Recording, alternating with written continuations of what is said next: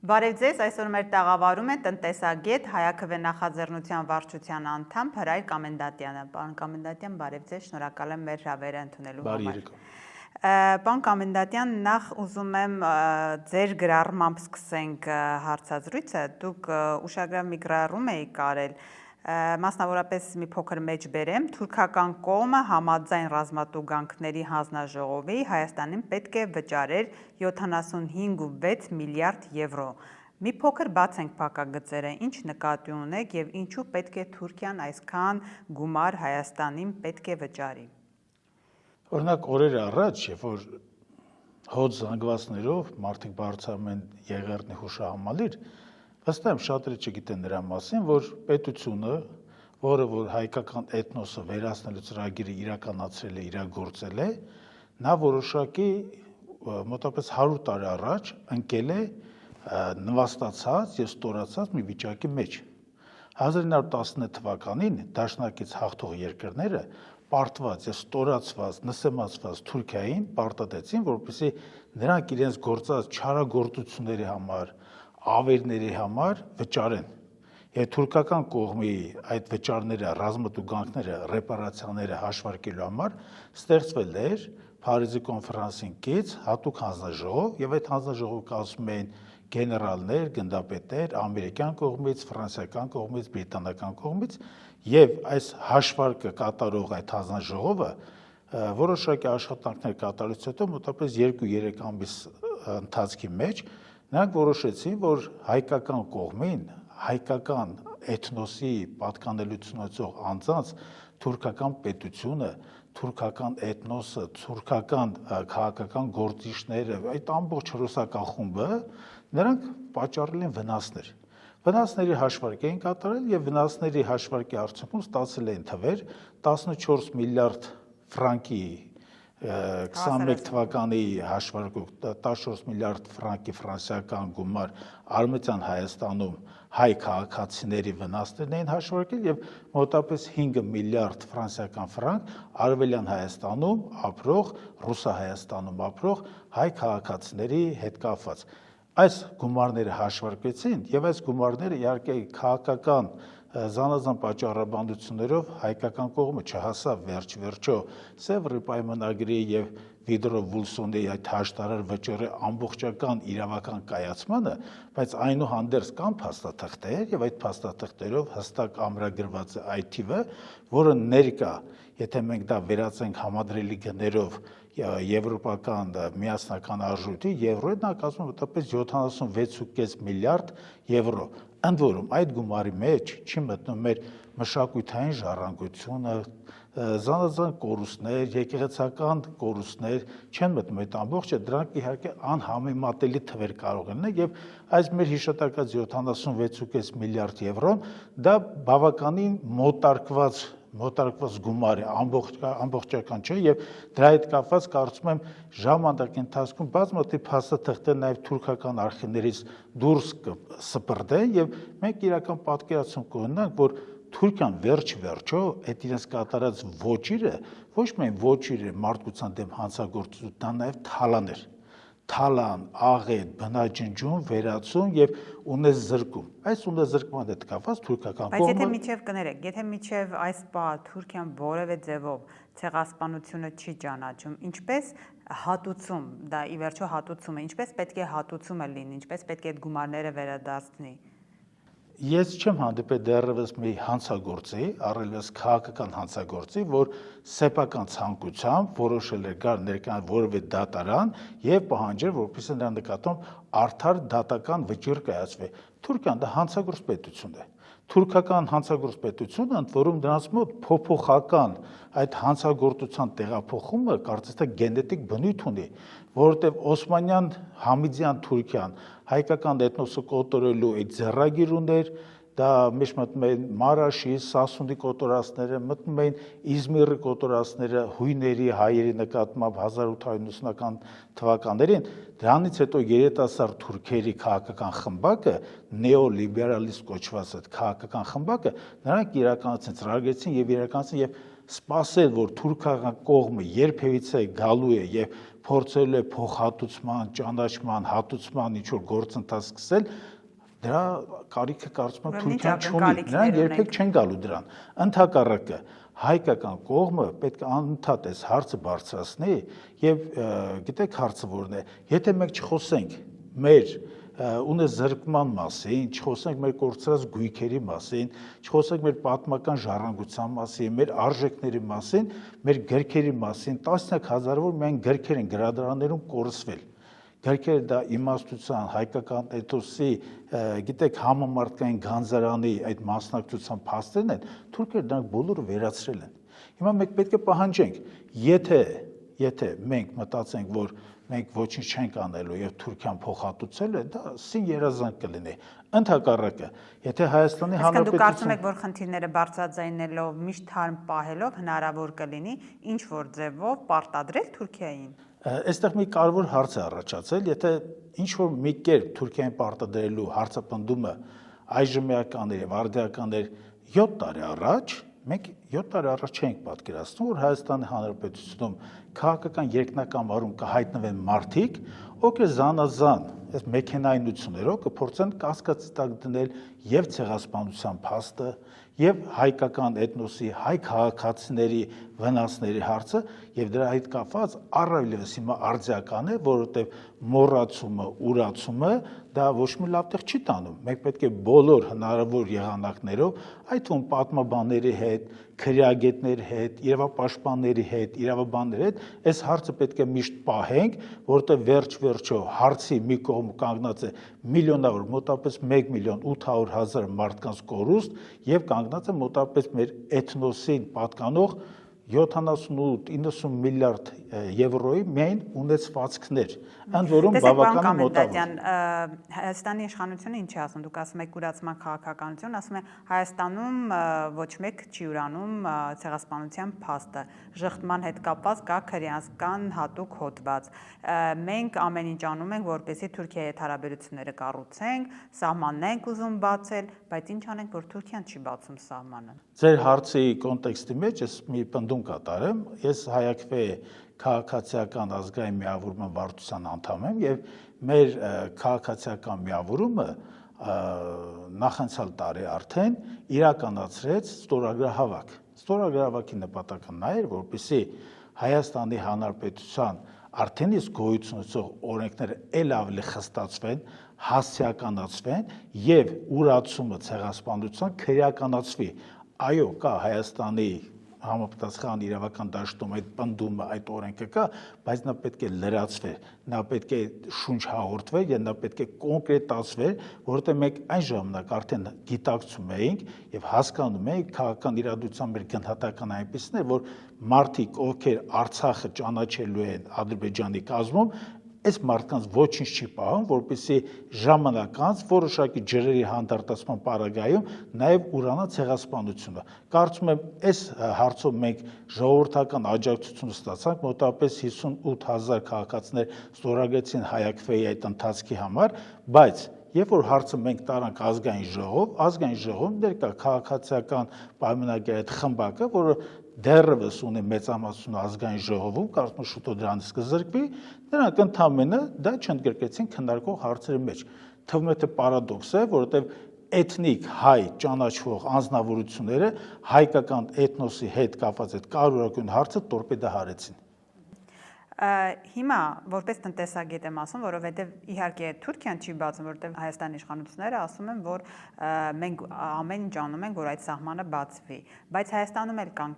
որոշակի շրջանակներ, որ մտահոգություն ունեն Թուրքիայի սահմանի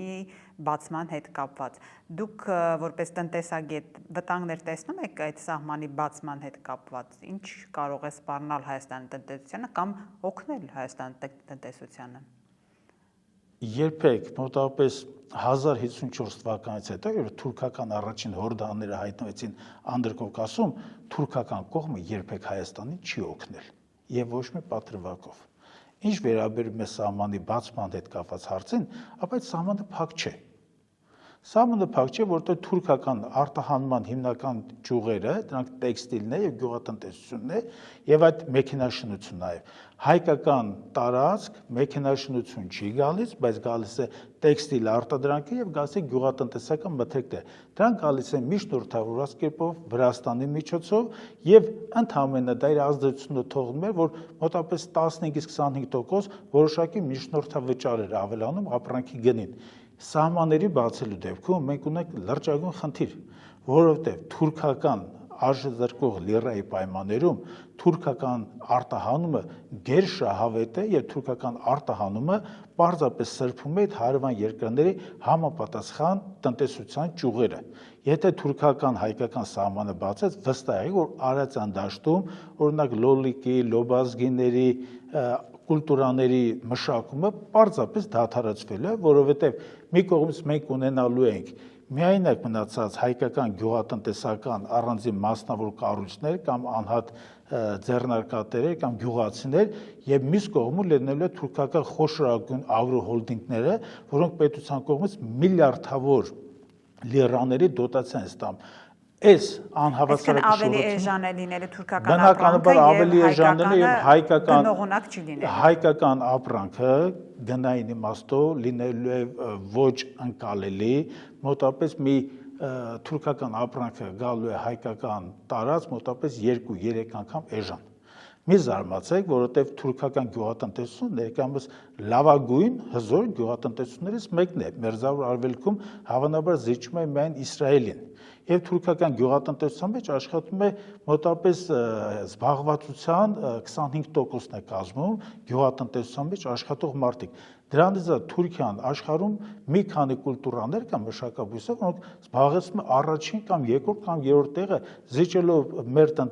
ընդհանրենք Չինաստանին կամ Ամերիկայի Միացյալ Նահանգներին։ Թուրքական գյուղատնտեսությունը բավականին հզոր է եւ բաց սահմանների դեպքում չֆիլտրված սահմանների դեպքում համապատասխան մաքսատուրքեր չկիրառվող սահմանի դեպքում հայկական գյուղատնտեսությունը ենթարկվելու է պարզապես վերացման։ Այս ֆոնին հետաքրքիր է ինչ մեթոդներ կարող են լինել, որովհետև դուք արձանագրեցիք, որ այսպես թե այնպես թուրքական ապրանքներ գալիս են հիմա Հայաստան։ Այսինքն ինչ պետք է լինի, որոշակի սահմանափակումներ պետք է լինի, այդ սահմանը ընդհանրապես պետք է չբացվի, ո՞րն է ճիշտ կանոնակարգումը։ Այստեղ հարցը գիտեք մի քանի շերտեր ունի։ Շերտերից մեկը ես օրինակ որպես տնտեսագետ ավելի հակված եմ նրան, որ այդ սահմանը ընդհանրապես չբացվի։ Որտեղ սահմանի կողմում մենք ունենք մի էթնոս, որը 500 տարի եւ շարունակ ցանկացած հնարավորություն օգտագործել է հայկական էթնոսը վերացնելու համար առաջին, որտեղ ոչ մի առևտուր չարժի այն գումարը, չարժի այն արժեքը, որը դու ծախես հիշողությունը, ծախես մեր էթնոսի հայրենիքում ապրելու իրավունքը եւ կարծում եմ այս իմաստով նաեւ Թուրքիայի հետ առևտուրը մոտավորապես $300 միլիոն ոչ ավել է այս գումարը Հայաստանի Հանրապետությունում համապատասխան գյուղատնտեսության մեջ ներդրումներ եւ պետական հոգացություն ունենալու դեպքում կարելի է այդ գումարը վաստակել, որովհետեւ մենք ունենք հարաճուն աճ Ռուսաստանի Դաշնության հետ գյուղմթերքների առևտրի մեջ։ Թուրքական առևտուրը մեծ պետք չէ։ Ես կոնկրետ այն կարծիք ունեմ, որ մենք պետք է հեմենք մեր ուժերի վրա, մանավանդ որ ունենք հյուսիսում բավականին բարեկամական տրամադրված երկրներ, որոնց հետ կարելի գյուղատնտեսական ապրանքների այս սպառումը հանգիստ իրականացնել։ Քանի որ հիշեցրեցիք Ռուսաստանի արտահանում ներմուծում այս գրաֆիկը, տեսեք, Հայաստան ուզում է գնալ Եվրամիություն, բայց մենք տեսնում ենք մեր տնտեսությունը ամբողջովին ԵԱՏՄ-ի հետ է եւ ռուսական շուկայի հետ է։ Եթե հիմա համեմատություն անենք նախ արտահանում ներմուծումը, ինչ թվեր ունենք այս տարվա մինչև այս ամիսը կտրվածքով եւ գնալով մենք ավելի շատ կանխում ունենք Ռուսաստանից, թե նվազում են տոկոսները, տեմպերը եւ եվրոպական շուկան որոշակի աշխուժություն է նկատվում։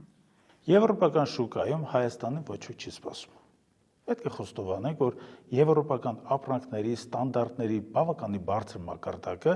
հայկական ապրանքների համար չէ, առայլևս գյուղմթերքների համար, որտեղ հայկական գյուղմթերքների զգալի մասը ագրոքիմիայի անխնա օգտագործման պարագայում հավանաբար կամ վստահաբար կարելի ասել, որ եվրոպական շուկայում նա չի ընդունվելու։ Դա առաջին։ Երկրորդը, ինչ վերաբերում է ԵԱՏՄ եւ Եվրոպական միության միջև այդ որոշակի անհավասարակշռությանը, պետք է ասեմ, որ վերջին 15 տարիներին անշեղորեն Եվրոպական միության մեր հետ ունեցած առիթի մեջ արտաքին ապրանքաշրջանառության մեջ մասնաբաժինը պակասում է մոտավորապես 20-23%-ից իջել է հիմա մոտավորապես մի 6-7% է եւ անշեղորեն բարձրանում է ռուսականինը։ Օրինակ անցյալ տարի մենք ունեինք արտահանում դեպի Ռուսաստան եւ ԵԱՏՄ շուկան մոտավորպես 3.5 միլիարդի կարգի դոլարի, մոտավորպես մի 8 միլիարդ դոլարի կարգի մենք ունեինք ներմուծում։ Իհարկե, այս թվերի զգալի մասը կարելի ասել սպեկուլյատիվ նաեւ աստառուն է, սպեկուլյատիվ բնույթ ունեն, որովհետեւ անցյալ տարի Հայաստանի Հանրապետությունում իրականացվեց ոսկու վերարտման բավականին կասկածելի գործարք եւ այս բավականին կասկածելի գործարքը բերեց ամբողջ վիճակական ցանկերի, շտեմարանների աղավաղմանը։ Յուրաքանչյուր ներդրող, որը հնարավորություն ունենար դիտարկել, ուսումնասիրել հայկական շուկան, որպեսզի Հայաստանի Հանրապետության ընդհանուր ներդրումներ կատարելու մասին մտածել, բնականաբար դա շոկի մեջ էր ընկնել, որովհետև 170%, 160, 140% աճեր ընդհանրենք ոսկու արտահանման հետ կապված։ Ադամանդի ոսկու։ Հիմնական ոսկու։ Դա ընդհանրապես վերարտահանման գործարք է, որոնք տարանցիկ երկիր էին դարձել այս։ Տարանցիկ երկեր, ընդ որում տարանցիկ երկրի գինը լինելու էր բավականին ծանր։ Պարզապես որոշակի ինչ որ հրաշքով կամ պայմանավորվածությունների շնորհիվ մենք այդ դրանից խուսափեցինք, որովհետև ռուսական ոսկին, որը գտնվում էր սանկցիաների տակ, նա Հայաստանի միջոցով առանց նրա վրա աշխատանքներ կատարելու, նա միանգամից տեղափոխում էր Հոնկոնգ եւ Միացյալ Էմիրատներ արաբական, եւ դա վտանգը նա էր, որ մենք կարող ենք հայտնվել սանկցիաների տակ, եւ հայկական բանկերը, երբ որ հայտնվեն սանկցիաների տակ, դա մեծագույն հարվածեր են եւ արտահանողներին, եւ ներմուծողներին, եւ նաեւ ֆիզիկական ճանապարհորդող մեր քաղաքացիներին։ Այսինքն հիմա դեռ պահպանվում է այդ վտանգը, որ կարող է սանկցիաների տակ հայտնվել։ Հիմա այդ գործարքը դադարեցված է։ Ընդ որում այդ գործարքի դադարեցման արդյունքում հիմա սկսվել է հակառակ process-ը։ Հայաստանի Հանրապետության արտահանումը, ներմուծումը, արդյունաբերական արտադրանքի թողարկման ծավալը անշեղորեն ընկնում են։ Անկումը խայտառակ է։ Մեր արդյունաբերական արտադրանքի ծավալի անկումը կազմում է 19.8%։ Սա նշանակում է մի բան. մենք արդյունաբերության 1/5-ը կորցրել ենք։ Ընդ որում, այս արդյունաբերության 1/5-ը կորցնելը դա օդային տեսպասած թվեր չեն, տատանվող թվեր չեն։ Սրանք հստակ նշանակում են, որ Հայաստանի Հանրապետությունում տեղի ունենում հայկական տնտեսության դեմորալիզացիա, այսինքն հայկական տնտեսությունը նենգափոխում է, հայկական տնտեսության մեջ արդյունաբերությունը նահանջում է, մեքենաշինությունը նահանջում է եւ դրա արդյունքում մենք չենք կարողանալու ձևավորել ռազմարդյունաբերություն, որտեղ ռազմարդյունաբերությունը դա մեքենաշինությունն է։ Ռազմարդյունաբերություն չունեցող երկիրը միշտ հայտնվելու խնդրողի ձեր դիրքում եւ հայտնվելու միշտ պարտություն կրողի դիրքում։ Այս խնդիրը դրա հետ կապված է եւ մենք կարծում եմ արդյունաբերական երկիրը գյուղատնտեսական հետամնաց երկիր դարձնող կամ առիթի եւ ծառայությունների վրա հույսը դնող իշխանությունը պետք է իր տեղը զիջի եւ իր տեղը զիջի մարդկանց, ովքեր հասկանում են եւ արդյունաբերությունից եւ տնտեսությունից եւ չեն գնում նման արկածախ խնդրություններ, ինչպես այդ ոսկու վերարտահանման գործընթացներ։ Այսինքն այս տեմպերով տարեվերջին մենք բավականին տխուր վիճակ ենք ունենալու։ Ես վստահ եմ, որ կրկնվելու է նույն պատկերը, ոնց որ կրկնվեց անցյալ տարի։ Օրինակ անցյալ տարի արդեն տարվա կեսերին ակնհայտ էր, որ Հայաստանի Հանրապետություն պետական բյուջեի նախատեսված հարկերի հավաքագրումը տապալվել է։ Առաջին կիսամյակում նա կազմում էր մոտավորապես թեր հավաքագրումը 124 միլիարդ դրամ, տարվա վերջին դա կազմեց մոտավորապես 224-225 միլիարդ դրամ։ Սա նշանակում է, որ պետությունը զարգացման իր ընթացքը չէր կարողացել կառավարել։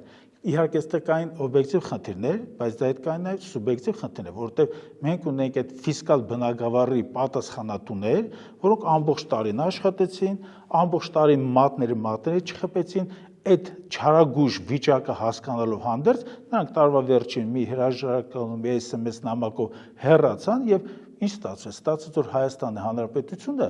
ուներ ծախսեր, որ պետք է կատարեր, բայց չուներ գումար։ Դրա համար Հայաստանի Հանրապետությունը գնաց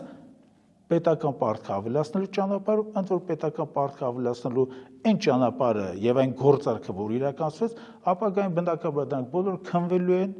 քննվելու են մանրակրկիտ եւ այդ գործարքի մասնակցած սուբյեկտները, ովքեր Հայաստանի Հանրապետությունը տարանկանգնեցին այն վիճակին, որ 7% տարեկան մենք ներգրավելու ենք միջոցներ, այս մարդիկ պետք է պատասխան տան, որովհետեւ նույնպիսի իրավիճակում գտնվող մեր բարեկամ Հունաստանը, որը ունի 2B վարկանիշ ունի, Հայաստանը 3B վարկանիշ։ Նրանք նույն օրերին 10 տարեկան ժամանակահատվածով բաշխել էին պարտատունսեր, հունական կողմը բաշխել էր 3-7% տարեկան, հայկական կողմը 71%-ով։ Մեկը պատասխան է տալու սրա համար։ Ինչ է այդ փողը ինչ է լինելու։ Քաղաքացիները մեկ եկեք բացատրենք, այս տարբերությունը ինչ է։ 750 միլիոնի հետ կապված,